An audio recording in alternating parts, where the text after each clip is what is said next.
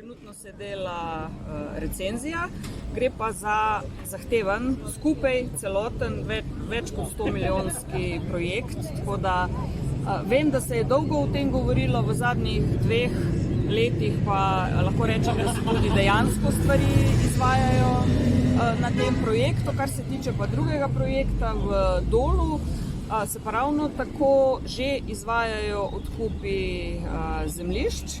Mislim pa, da v enem delčku mora tudi še občina nekaj svojih stvari opraviti. Po zaključku revizije projekta je potrebno pridobiti še gradbeno dovoljenje, s čimer bi začeli prvo fazo, ki je najbližje. To je gradnja mostu čez Savo in navezava v prvem delu. Naša želja in moči so uperjene v to, da bi bilo čim prej.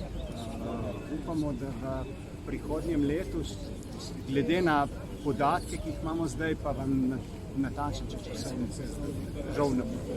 Kaj pa druga cesta, torej cesta čez Dol, torej Hrastnik, Rimske Toplice? Cesta čez Dol gre za investicijo, kjer imamo projektno dokumentacijo zaključeno, revidirano, zemljišča v večini pridobljena. V sodelovanju z občino pa moramo urediti še zadnje odprte vprašanje. Gre za navezavo lokalne ceste, za katero mora občina pridobiti še gradbeno dovoljenje, da lahko gremo v izvedbo.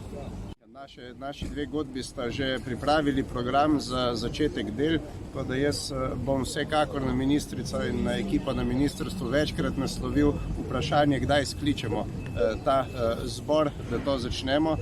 Mi si želimo seveda, da bi še v mandatu te vlade se dela tudi fizično na terenu pričela, ne samo za dokumentacijo, tako da to je neka naša pričakovanja so v tej smeri, da pred parlamentarnimi volitvami se dela na tej cesti Hrastnik Zidani most začnejo. Kot ste prej že pravilno omenili, prva vizualizacija te ceste je bila narejena leta 2003, pogovori še 4 leta pred tem, tako da jaz mislim, da si Zasavje zasluži pozornost ne samo vlade, ampak nasploh države, da pride enkrat do normalne cestne povezave med Zasavjem in Posavjem.